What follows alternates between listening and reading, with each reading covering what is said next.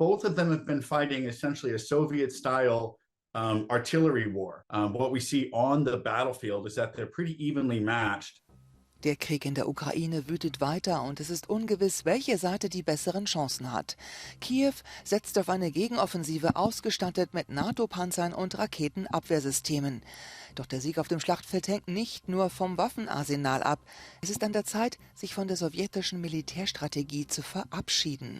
Ukrainian forces have been given Western systems, and they've been trained on them tactically. But what matters for Ukraine is how well they've learned to do what the West calls combined arms maneuver.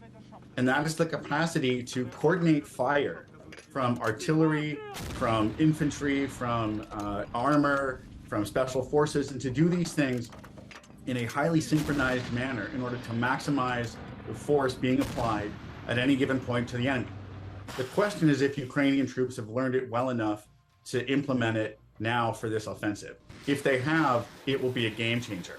They will have a devastating impact on Russian troops because they will be able to break through the defensive line and get into Russia's rear areas and attack their artillery depots and their fuel depots and limit the ability of Russian troops to retreat and maneuver.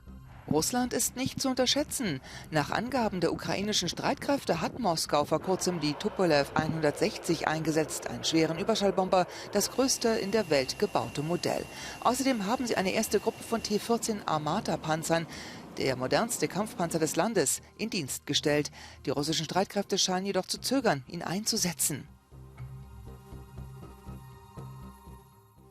The Armata tank is essentially a kind of electronicized tank. Like it's a digital machine. The turret itself turns automatically. The troops operate it through touch panels and things like this, and it's not been in combat.